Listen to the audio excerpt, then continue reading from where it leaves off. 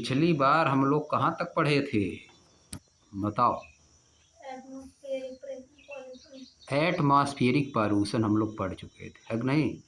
Are all changes desirable? क्या सभी change desirable हैं? हम लोग इसको पढ़ चुके थे। हम लोग देखे थे कि सभी चेंज डिजायरेबल नहीं हैं, कुछ चेंज अनडिजायरेबल है, कुछ चेंज अनडिजायरेबल है। हम लोग नहीं चाहते तब भी हो जाते हैं। अब देखो हम लोग आज क्या पढ़ेंगे? सम स्लो नेचुरल चेंजेज। सम स्लो नेचुरल चेंजेज, कुछ स्लो यानी मतलब बहुत धीमे। सम स्लो नेचुरल चेंजेज मतलब कुछ बहुत धीमे, एकदम स्लो नेचुरल चेंज हो रहा है। स्लो मतलब धीमा, एकदम धीरे धीरे हो रहा है। क्या क्या चीज़ हो रहा है देखो, बताया कि इसमें पहला लिखा है weathering of rock. Weathering of rocks. Rocks जानती ही हो क्या होता है? क्या होता है रॉक्स? देखे हो बहुत जगह पे होता है, पहाड़ों पे ज़्यादा होता है कि नहीं? अब वेदरिंग ऑफ रॉक्स मतलब, वेदरिंग क्या होता है? वेदर मतलब, वेदर मतलब मौसम होता है कि नहीं? वेदर सीजन, क्लाइमेट, नाम पढ़े हो ना? वेदर सीजन और क्लाइमेट। तो वेदरिंग ऑफ रॉक्स का मतलब क्या हो जाएगा? मौसम, राख का मौसम। ये कौन सा बात हुई? चट्टान का मौसम कौन होता है जी? है कि नहीं?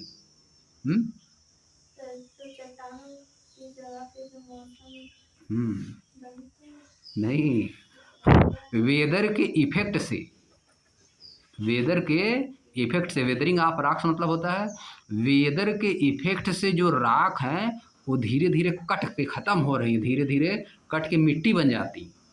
राख धीरे धीरे कटती है कि नहीं? समझ गए? इसका मतलब ये है। आगे बताएगा क्या है इसका मतलब, देखो ब्रेक होती है राख से, धीरे धीरे छोटे छोटे पार्टिकल में एकदम ब्रेक हो जाती है। समझिए, उसी को बोला जाता है weathering of rock. Weathering of, यहाँ मौसम वाला निकालने लगोगे तो गड़बड़ा जाएगा। वेदरिंग ऑफ रॉक्स मतलब रॉक का छोटे छोटे पार्टिकल में ब्रेक होना, due to climatic condition, due to weather, due to weather, मौसम के कारण जो चेंज हो रहा है उसके कारण जो रॉक्स हैं वो छोटे छोटे पार्टिकल में ब्रेक हो जाती है, उसमें क्रैम्प्स आ जाता है, फट जाती हैं कुछ, है कि नहीं? आगे देखो सब बताएगा इसमें। ये देखो आया है ना, सब दिखा रहा है फिगर में। Have you seen heaps of sand, soil and stone lying at the base of mountain as shown in figure 5.10a? Have you seen, क्या आपने देखा है? क्या आपने देखा है? हीप ऑफ सैंड, सैंड का ढेर। हीप मतलब बहुत ज़्यादा, कहीं भी बहुत चीज़ ज़्यादा रख दिया गया तो उसको हीप बोलते हैं, ठीक ना? सॉइल, बहुत ज़्यादा सॉइल ऊंचाई तक रख दी गई तो उसको क्या बोलेंगे? Heap of soil. Heap of stone, lying at the base, lying at the base of mountains, mountains की बेस में, as shown in figure 5.10a, जैसा कि फिगर 5.10a में दिखाया गया है। दीज आर कॉल्ड सेडिमेंट्स, इनको क्या बोलते हैं? सेडिमेंट्स बोलते हैं। इनको सेडिमेंट्स बोलते हैं। जो हीप रहता है, जो बहुत ज़्यादा ढेर रखा रहता है सैंड का, सॉइल का, स्टोन का, उनको क्या बोलते हैं? सेडिमेंट बोलते हैं।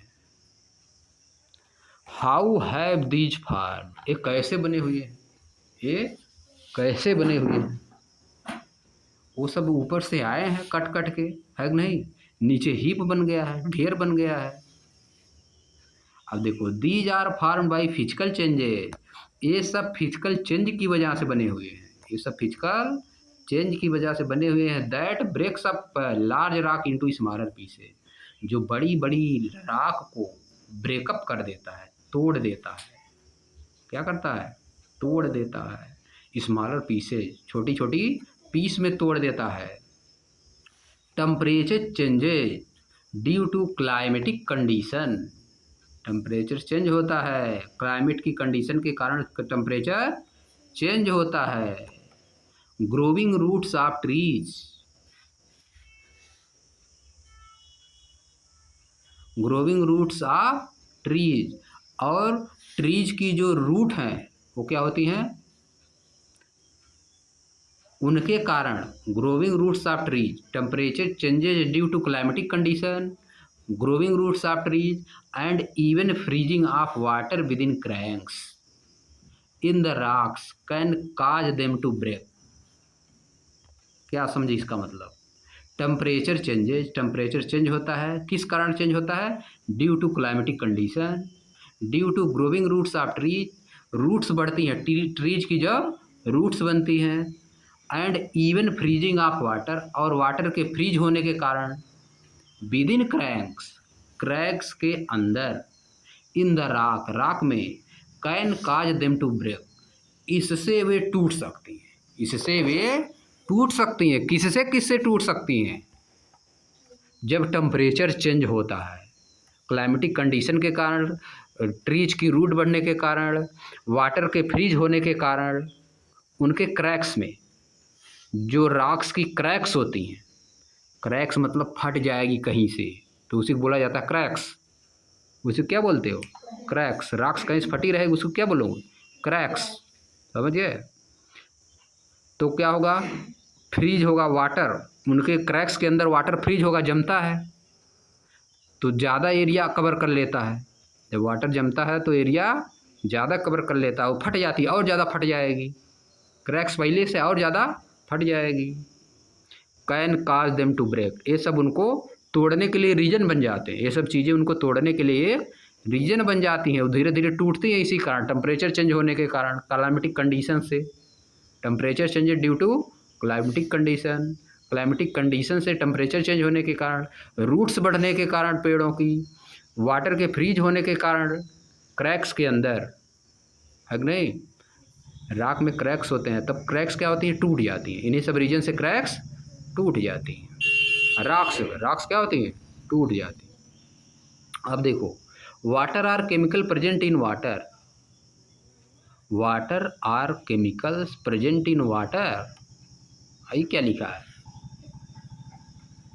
अब देखो, वाटर, केवल water, or chemicals present in water, केवल पानी, और वाटर में जो केमिकल प्रेजेंट है वो, यह लिखा है, water or chemical present in water, water भी और जो वाटर में केमिकल प्रेजेंट होते हैं वो भी, can also react with the rocks, ये भी रॉक्स से क्या करते हैं, रिएक्शन करते हैं, वाटर, और वाटर जो केमिकल प्रेजेंट होते हैं वाटर में वो रॉक से क्या करते हैं, reaction, and cause chemical change in their composition, और उनके कंपोजिशन में केमिकल चेंज कर देते हैं, किनके कंपोजिशन में, राख के कंपोजिशन, राख जिस तरह से बनी हुई है वही उसका कंपोजिशन, समझ गए, सॉइल किस तरह से बनी है वही सॉइल का या रूम किस तरह से बना हुआ है रूम का कंपोजिशन है, उसी तरह से राख कैसे बनी हुई है, छोटे छोटे पार्टिकल से मिलकर बनी है, उसी में चेंज हो जाता है, काजे chemical change in their composition. अब देखो, an example of such a chemical change is shown in figure 5.10b, इस तरह का एक एग्जाम्पल केमिकल चेंज का फिगर 5.10b में दिया हुआ है, देखो इसमें दिया हुआ है, देखो क्रैक्स पड़ा हुआ है ना, देखो फटा हुआ है जगह जगह, है नहीं, फटी है ना जगह जगह, समझ गए। देखो रेड सेडिमेंट लेयर, सेडिमेंट मतलब ऊपर से सब सरक सरक के चीज़ें आई हैं, हिंदी में इसको बोला जाता है तलछट, नीचे जो बैठ जाता है, जैसे पानी गंदा रख दोगे अगर मिट्टी उट्टी डाल के रख दिए तो कुछ देर बाद नीचे बैठ जाता है ना, तो उसी को बोला जाता है सेडिमेंट, उसको क्या बोलते हो, सेडिमेंट, कोई चीज़ हिला दोगे उसमें मिली रहेगी, लेकिन शांति से रख दोगे तो नीचे बैठ जाएगा कुछ ना उसका जो उसमें मिला रहेगा, उसको क्या बोलते हो, सेडिमेंट। ऐसे ऊपर से सेडिमेंट आया, जो इसका पार्टिकल सब है वाटर के कारण सेडिमेंट नीचे आ गया है, समझ गए। यार देखो, sediment eight the base of the Cliff, यहाँ पे जो ऊपर से सब सरक सरक के आया है, टूट टूट के आया है, छोटा छोटा पार्टिकल बन के मिट्टी टाइप में बन जाता है ना, वही सरक सरक के नीचे आया है, ये वाले में क्या दिया, sediment eight the base of the Cliff, Cliff के बेस पे सेडिमेंट दिया है, ऊपर से जब टूट टूट के धीरे धीरे आता है, राबिस की तरह हो जाता है। एकदम राबिस जैसे भट्ठा में नहीं होती है, देखो भट्ठा में ना राबिस होती है, उसका नाम क्या है, मिट्टी ही होती है, वही राबिस बन जाती है। वैसे ये भी देखो ऊपर से टूट टूट के आया इसी में, वही राख जो है टूट टूट के घिस घिस के आई है। ये बोला है sediment eight the base of the Cliff, यहाँ पे रेड सेडिमेंट है। आगे देखो, आगे कहाँ चला गया जी, फिगर 0.10b में। हियर मतलब यहाँ पे an originally black colour rock called basalt, यहाँ पे एक ब्लैक कलर की राख को क्या बोला जाता है, उसको बेसाल्ट बोलते हैं। जो ब्लैक कलर की राख होती है उसको क्या बोलते हैं, बेसाल्ट। पढ़े होगे तुम लोग, कहाँ पे, एसएसटी में, बेसाल्ट पढ़े हो। जो ब्लैक कलर की राख होती है उसको क्या बोलते हैं, उसका नाम दे दिया गया है, ब्लैक कलर की राख को क्या नाम दे दिया गया है, बेसाल्ट। विच कंटेन आयरन, जिसमें क्या होता है, iron. Has chemically change to produce red colour layer, वह चेंज होके केमिकली जब चेंज होती है तो कैसा कलर प्रोड्यूस करती है, रेड कलर की लेयर प्रोड्यूस करती है। अब देखो, the red colour is result of iron oxide produced when the rock surface was exposed for a long time to water or air containing water vapor। आप देखो बड़ा सेंटेंस हो गया। The red colour is result of iron oxide, जो red colour है वह किस कारण से होता है, आयरन ऑक्साइड की वजह से होता है। आयरन ऑक्साइड कौन होता है, मूर्छा, जंग, वही होता है आयरन ऑक्साइड। प्रोड्यूस, जो कि पैदा होता है, when the rock surface was exposed, जब रॉक सरफेस खुले में रहती है, for a long time to water और एयर कंटेनिंग वाटर वेपर, ऐसी जगह पे रहेगी रॉक की सरफेस जहाँ पे वाटर है और एयर जिसमें वाटर वेपर है। इस तरह की कंडीशन में अगर रहेगी रॉक तो धीरे धीरे क्या होगा, रॉक सरफेस जब इस तरह की कंडीशन में रहती है तो क्या प्रोड्यूस होता है, iron oxide, iron oxide produce होता है।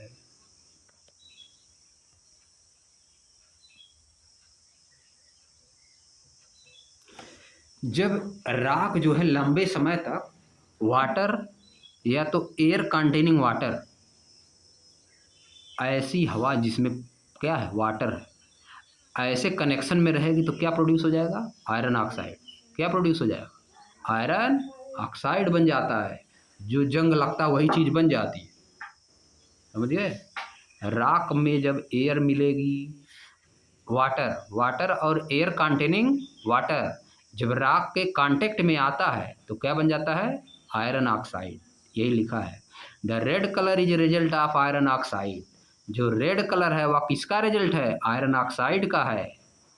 प्रोड्यूस, जो कि पैदा होता है, कैसे, when the rock surface was expose, जब रॉक की सरफेस जो है खुले में रहती है, रॉक की सरफेस खुले में रहती है, चट्टान एकदम खुले में रहती है लंबे समय तक, किसके कांटेक्ट में, टू वाटर और air containing vapour. These physical and chemical changes in rock are collectively called weathering, इन्हीं फिजिकल और केमिकल चेंजेज को जो कि रॉक में होते हैं क्या बोला जाता है, वेदरिंग। जो फिजिकल और केमिकल चेंज हो रहा है रॉक में उसको क्या बोलते हैं, वेदरिंग।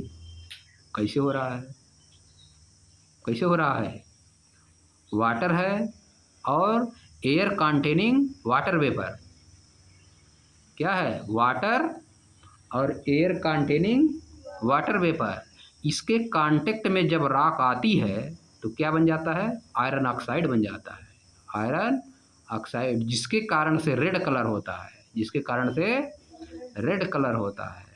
समझ गए बात। अब देखो द फिजिकल, इन जो सब काम हो रहा ऊपर, एयर कंटेनिंग वाटर वेपर और वाटर के कांटेक्ट में आने पे जो रॉक आयरन ऑक्साइड में बदल रही है, इसी फिजिकल और केमिकल चेंज को क्या बोलते हैं, वेदरिंग। इसी प्रोसेस को क्या बोलते हैं, weathering. These physical and chemical change in rock are collectively called weathering. समझ गए? इसी को क्या बोलोगे? वेदरिंग। यानी राख का रिएक्शन करके धीरे धीरे टूटना, धीरे धीरे छोटे छोटे महीन बुरादा में टूट जाता है ना। किस में टूट जाए? राबिस की तरह, है कि नहीं? महीन हो जाएगा एकदम, टूट टूट के एकदम महीन बालू की तरह हो जाएगा। इस तरह होने की प्रोसेस को क्या बोलते हैं? Weathering of rock. इसीलिए ऊपर लिखा है वेदरिंग ऑफ रॉक, यानी रॉक का, चट्टान का छोटे छोटे पार्टिकल में टूट जाना, इसी को क्या बोलते हैं? Weathering of rock. और क्यों टूटता है?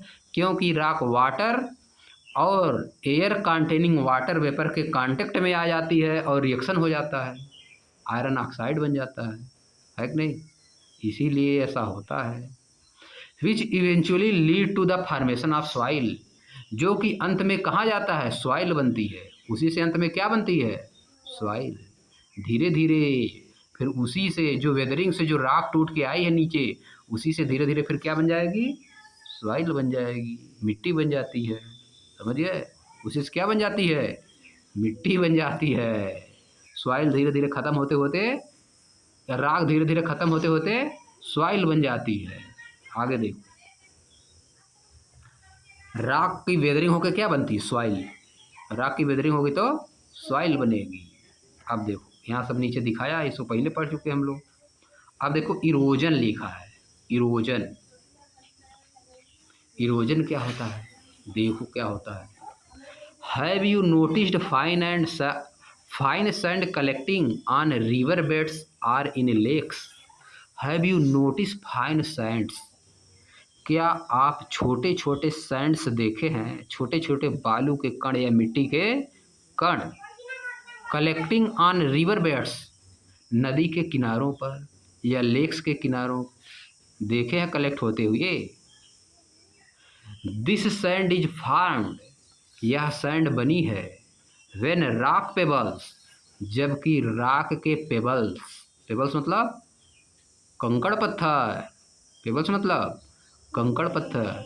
व्हेन रॉक पेबल्स, जब राख के छोटे छोटे पेबल्स, कंकड़ पत्थर, soil and sediment are broken down, जब इनको तोड़ा जाता है, and moved from one location to another by natural forces, और एक जगह से दूसरे जगह पर नेचुरल फोर्स के द्वारा ले जाया जाता है। नेचुरल फोर्स क्या है? विंड है, फ्लोविंग वाटर है, ये सब क्या है? नेचुरल सोर्स हैं। नेचुरल सोर्स है जो कि फोर्स लगा के ले जाते हैं। विंड लगा के ले जाएगी, और फ्लोइंग वाटर जो बहता हुआ पानी है वह ले जाएगा नदी के किनारों पे, है कि नहीं? ले जाता है, लेक्स के बगल में ले जाएगा। देखते हो जो हम लोग जहाँ रह रहे हैं, ये नदी गंगा यमुना का मैदान है, गंगा यमुना का मैदान है, इसी तरह बना हुआ है। काट काट की मिट्टी उधर से लाते हैं, सब इधर जमा कर देते हैं, समझ गए? इन्हीं तरह से बनता उपजाऊ मिट्टी, समझ गए?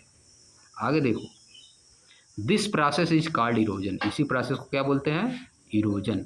यानी कटाव, कट कट के एकदम छोटा छोटा मिट्टी बन के फिर आ जाता है इधर, वहाँ से उधर चलती है, ऊपर पर्वत में से नदी निकलती है पहाड़ों में से, वहाँ पर स्पीड बहुत वाटर का तेज होता है ना, एकदम पूरी तेज़ी से एकदम लेक चलती है, थोड़ा थोड़ा तोड़ते हुए। तुम लोग सोच रहे हो कहाँ तोड़ती है, हम तो कभी देखते नहीं किए हैं, कभी देखे हो तोड़ते हुए? लेकिन तोड़ती है। वहाँ पर से पत्थर, नाम नहीं सुने हो? गंगा निकलती है गंगोत्री से, पहाड़ में से सब निकलती है। कहाँ से निकलती है?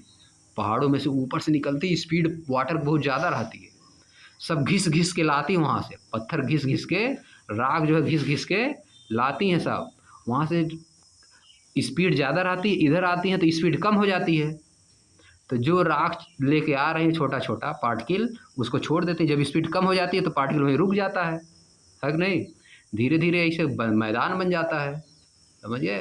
अब सोच रहे हो कैसे मैदान बन जाता है? ये सब आगे क्लास में पढ़ोगे। कहाँ पढ़ोगे?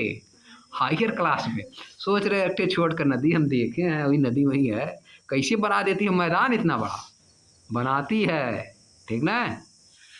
समझ गए? अब सोच रहे हो थोड़ा सा पानी जाता है, उसमें कितना आ जाता है कि बना देती है, बनाती है। जब उधर से आती है ना, ऊपर से पहाड़ों पर से आती है, उपजाऊ मिट्टी लेके आती है, छोड़ देती है इधर। जब स्पीड इधर कम हो जाती है वाटर का, तब जो पार्टिकल लेके आती है वहीं रुक जाते हैं। रुकते रुकते धीरे धीरे बहुत समय में, तुरंत थोड़े एक दिन में बन जाएगा, 1-2 दिन में, धीरे धीरे ला के रखते रखते रखते रखते बहुत समय जब लग जाएगा, 100 साल, 1000 साल, तो मैदान बन जाता है। क्या बन जाएगा? मैदान बन जाएगा। अब देखो, erosion during a land slide is an example of physical change. जो इरोजन होता है लैंड स्लाइड के दौरान, जो इरोजन होता है वह किसका एग्जाम्पल है? फिजिकल चेंज का एग्जाम्पल है। River rocks and pebbles often appear smoother due to the constant erosion caused by the flowing water. जो राख होती है, रिवर में जो राख होती है या जो पेबल्स होते हैं, वे प्रायः स्मूदर दिखाई देते हैं, सॉफ्ट दिखाई देते हैं, due to the constant erosion caused by the flowing water. क्योंकि इरोजन होता है उनका, जो पेबल्स आ रहा है उनका इरोजन होता है, सॉफ्ट इसलिए दिखते हैं एकदम, समझिए। जो पानी बहता हुआ उनको इरोजन करता है, कटाव करता है, धीरे धीरे काटता रहता है। When the speed of water और विंड डिक्रीजेज, जब स्पीड डिक्रीज होती है, जब वाटर या विंड की स्पीड कम होती है, such as in ocean or a lake, जैसे कि किसी समुद्र में या लेक में जब ये नदियाँ पहुँचती हैं, तब the material transported during erosion, जो मटेरियल ट्रांसपोर्ट करके लाया जा रहा है, settle down at the bottom, वह सेटल हो जाता है, जाके नीचे सेटल हो जाता है, रुक जाता है। These sediment harden over time, ये जो सेडिमेंट है, जो लाए गए पार्टिकल हैं, वो धीरे धीरे क्या होते हैं? हार्डन हो जाते हैं, कठोर हो जाते हैं, समय के साथ धीरे धीरे कठोर हो जाते हैं। एंड बिकम न्यू रॉक, और फिर नई चट्टान बन जाते हैं, वहाँ पे नई चट्टान बन जाते हैं। Most of these changes take place over 1000 of year, ये सब काम हजारों साल में होता है, ये नहीं कि 2-4-10-20 दिन में बन जाएगा। ये सब काम कितना दिन में होता है? हजारों हजारों, कई हजार साल में, ओवर 1000 ऑफ ईयर, कई हजारों साल में होता है। And can not be reverse, और इसको वापस फिर नहीं किया जा सकता। कई हजारों साल में हुआ है कि नहीं? फिर ऊपर कैसे जाएगा? समुद्र से फिर ऊपर नदी थोड़ा न जाएगी कि ऊपर ले जाओगे सब काट कूट के, है कि नहीं? वो तो ऊपर से नीचे आती है, समझ गए? अब देखो पूरा चैप्टर खत्म हो गया। अब इन ए नट सेल दिया है। नट सेल हम लोग क्या पढ़े, है कि नहीं? नट सेल जब विस्तार में पढ़ लिए तो नट सेल में क्या पढ़े। अब हम लोग आ जाएंगे एक्सरसाइज पे, है कि नहीं? नया लेक्चर।